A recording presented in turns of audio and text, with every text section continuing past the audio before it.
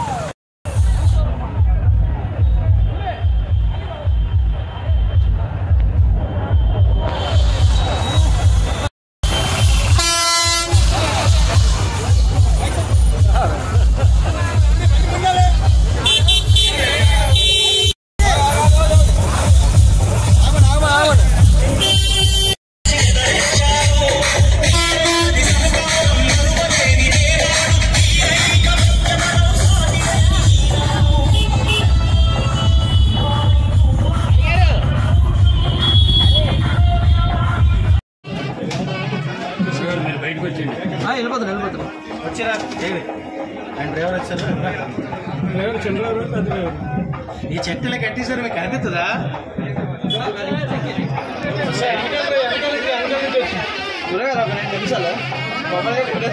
Start చేయమంటాను. Start చేయాలంటే మీరు ఇటు వైపు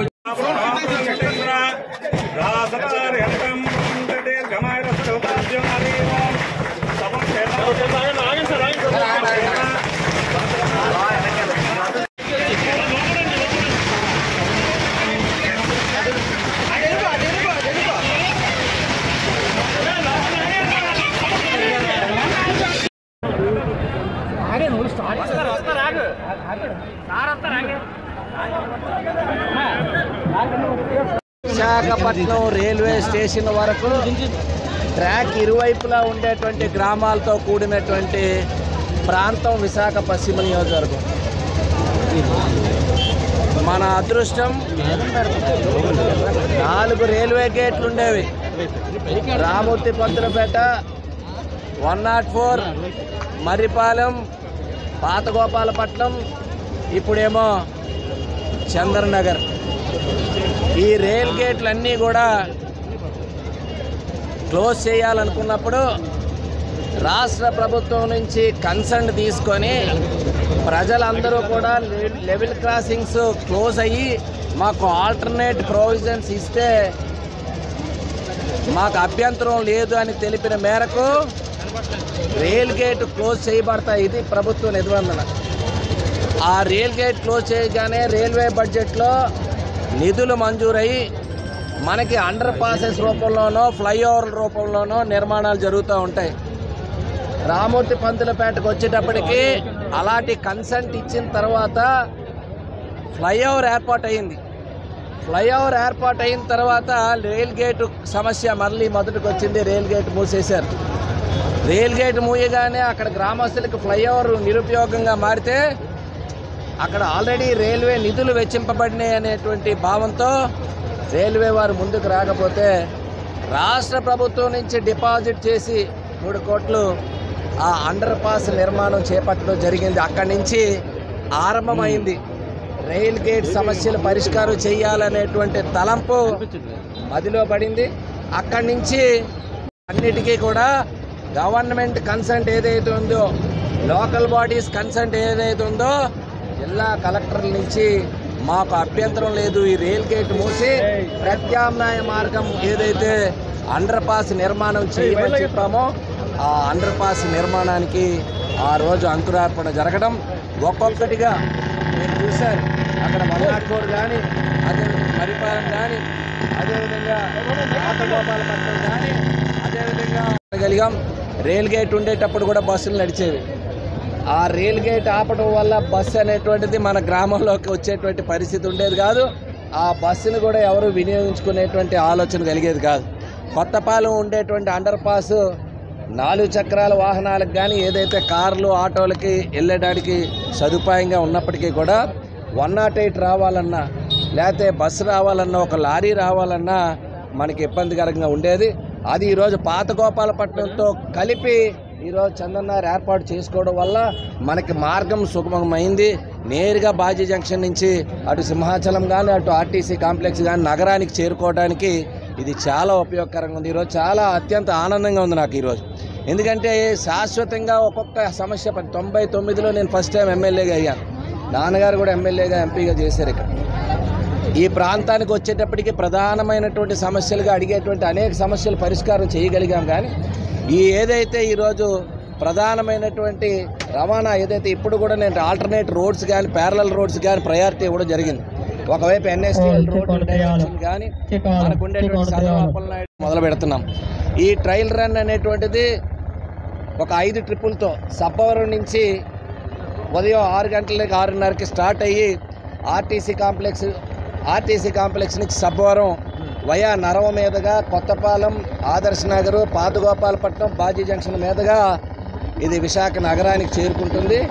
మరలా ఆర్టీసీ కాంప్లెక్స్ నుంచి నేరుగా మరలా బాజీ జంక్షన్ నుంచి పాతగోపాలపట్నం, అదే చంద్రనగర్ మీదుగా కొత్తపాలెం, ఇలా నరవ మీదుగా సబ్బవరం చేరుకునేటువంటి బస్సు. రోజుకి 5 ట్రిప్పులు ఈ బస్సు నడపబడుతుందని చెప్పి మీ అందరికీ మనవి చేసుకుంటూ దీన్ని అందరూ కూడా సద్వినియోగం చేసుకోవాలని కోరుతున్నాం. ఈరోజు మాకు ఒక ఆనందమైన రోజు.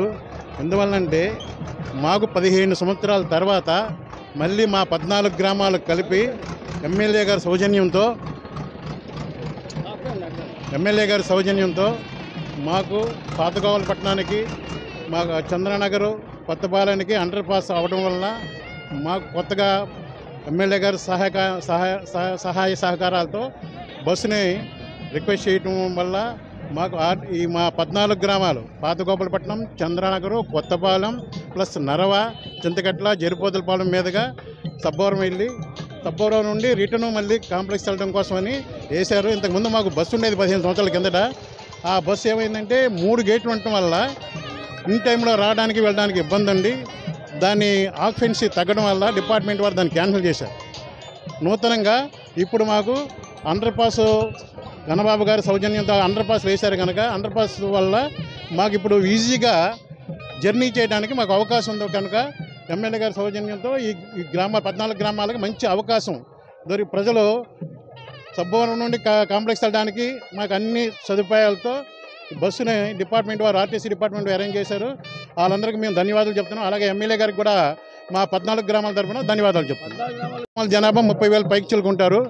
ఆ గ్రామాల్లో కొంతమంది రైతులు కూడా ఉన్నారు. ఇది కాయగూరలు పండించుకున్న రైతులు, వాళ్ళు మార్కెట్కి రావాలంటే ఇబ్బంది పడేవాళ్ళు. ఇప్పుడు వాళ్ళకి మంచి అవకాశం, వ్యాపారం చేసుకోవడానికి అవకాశం ఉంటుంది.